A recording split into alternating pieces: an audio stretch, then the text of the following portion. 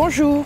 Cette deuxième partie est consacrée au tourisme patrimonial et culturel, ainsi qu'aux avantages et aux bénéfices que vos communautés pourraient en retirer. Le tourisme patrimonial et culturel revêt une multitude de définitions. Il s'intéresse à l'histoire, au mode de vie, aux arts, à la gastronomie, à l'environnement, et il s'expérimente dans une ambiance de divertissement et de loisirs. L'intéressé, le touriste culturel, gagne et dépense plus d'argent, fait de plus longs voyages et achète davantage sur place que la moyenne des voyageurs. Il recherche des expériences authentiques et souhaite participer à des événements communautaires. En un mot, vivre la culture locale pour mieux comprendre les populations et l'histoire des lieux qu'ils visitent. Nous pourrions attirer ce genre de touristes si nous identifions notre actif culturel, si nous possédons les infrastructures adéquates pour les accueillir et si nous sommes capables de promouvoir nos communautés en tant que destination touristique. Mais est-ce bien réaliste de penser qu'un jour nous pourrions devenir des destinations touristiques, patrimoniales et culturelles francophones? Quelles sont actuellement les opportunités et quelles sont nos forces en la matière? Les opportunités existent. En voici quelques-unes. Selon l'Organisation mondiale du tourisme et la Commission canadienne du tourisme, le tourisme patrimonial et culturel est le secteur de l'industrie touristique mondiale qui connaît depuis quelques décennies la croissance la plus rapide. Le nombre de touristes français qui viennent en Colombie-Britannique est aussi en croissance, notamment par la mise en place des vols directs d'Air Transat. Nous pourrons utiliser l'application pour téléphone intelligent développée avec le corridor touristique francophone de l'Ouest canadien pour promouvoir nos communautés. Nous pourrions également collaborer avec le Conseil scolaire francophone, l'immersion francophone et certaines universités pour développer des produits éducatifs adaptés à une clientèle estudiantine.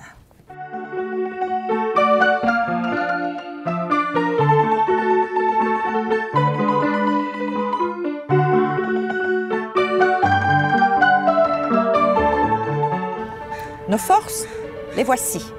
Nous avons déjà un début d'inventaire prometteur dans plusieurs régions, dont le Grand Vancouver et Victoria. Nous avons dans la province une quinzaine de centres culturels et 2 sociétés historiques francophones pour nous soutenir, ainsi qu'une dizaine de communautés qui fêtent régulièrement la culture francophone. Des tours historiques guidés en français sont organisés à Vancouver et Victoria. Nous avons répertorié sur le site de la Société de développement économique plus de 400 entreprises du secteur tourisme qui offrent des services en français. Nous travaillons régulièrement avec des organismes professionnels comme la Commission canadienne du tourisme, Parcs Canada, Patrimoine Canada, Tourisme BC et Héritage Tourisme Alliance que notre projet intéressera certainement. Voyons pour terminer quels seraient les avantages et les bénéfices pour nos communautés francophones de se promouvoir en tant que destination touristique. Au niveau social, c'est un moyen d'afficher notre fierté d'être francophone en faisant reconnaître notre contribution à l'histoire et au développement social et économique de la Colombie-Britannique, un moyen de préserver notre culture francophone et de la développer en continuant de la célébrer avec les visiteurs. Au niveau visibilité, ce projet est une occasion de développer des partenariats entre votre communauté et les acteurs du milieu, votre chambre de commerce, votre centre d'information touristique, vos écoles francophones et d'immersion, votre paroisse, votre centre culturel communautaire, le musée local, etc. Enfin, au niveau économique, le développement d'un nouveau type de tourisme dans votre région stimulerait des activités complémentaires générant de nouveaux revenus. Il pourrait contribuer à la lutte contre l'exode de la population francophone par la création de nouveaux emplois et attirer l'immigration dans un endroit à visiter où il fait bon vivre en français.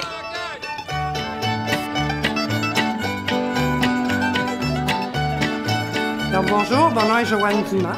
Je suis la directrice générale et artistique de la Société francophone de Meyerville. La Société francophone de Meyerville aussi offre à chaque année plusieurs activités tout au long de l'année. Mais bien sûr, l'événement majeur de la Société francophone de Meyerville, c'est le Festival du bois. Et c'est encore une opportunité de célébrer la francophonie pan-canadienne, mais aussi la francophonie au-delà du Canada et la musique du monde aussi. Le soleil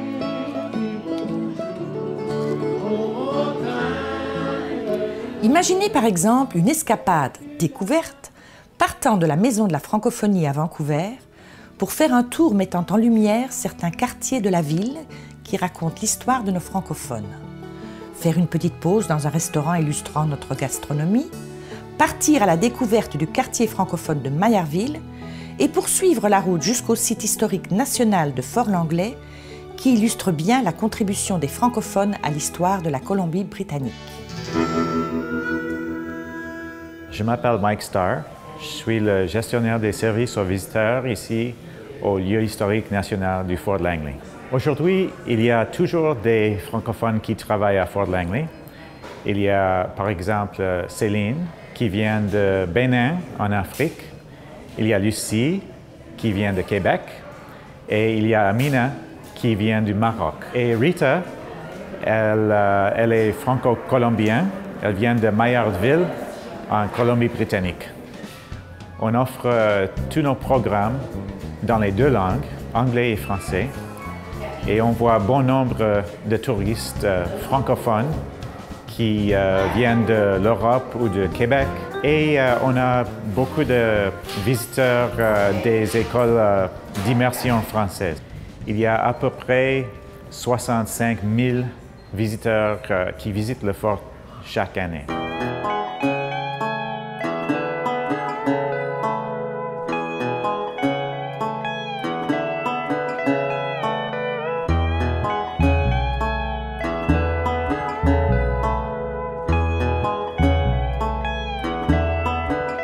Bonjour, je m'appelle Rita Bruno. Je suis native de la Colombie-Britannique et ça fait depuis les débuts du 20e siècle que ma famille s'est établie ici. Le Fort Langley représente la commerce de fourrure sur la côte ouest. Le Fort Langley était un poste de trait de la compagnie Le Bateson. À cette époque, il y avait des Britanniques, des Hawaïens, des Iroquois, mais la plupart des gens étaient des Canadiens français. Par exemple, en 1828 jusqu'à 1829, on reçoit ces noms de famille sur la liste des employés. Announce, Arquat, Boisvert, Fadon, Pépin, Piette, Plamondon et Terrien. Les hommes se sont mariés avec des femmes autochtones et beaucoup d'entre eux sont restés dans la région et ont contribué le développement de la Colombie-Britannique. En 2013, nous allons fêter un autre festival Vive les voyageurs. Le thème cette année, ça serait les racines des voyageurs canadiens-français. C'est ce type d'expérience touristique culturelle francophone que nous souhaitons développer et c'est pourquoi nous avons besoin de votre collaboration pour identifier chez vous les lieux, sites et expériences reliés au patrimoine et à la culture francophone. Cherchez bien et servez-vous pour nous répondre du questionnaire que vous trouverez sur le site Al-Ouest, CA, ou écrivez-moi directement à l'adresse suivante.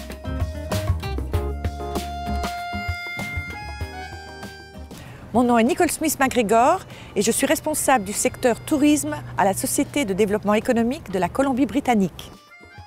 Merci d'avance pour vos réponses et à très bientôt pour vous communiquer nos résultats et aussi pour vous parler des prochaines étapes de ce sujet passionnant qui nous concerne tous. À bientôt.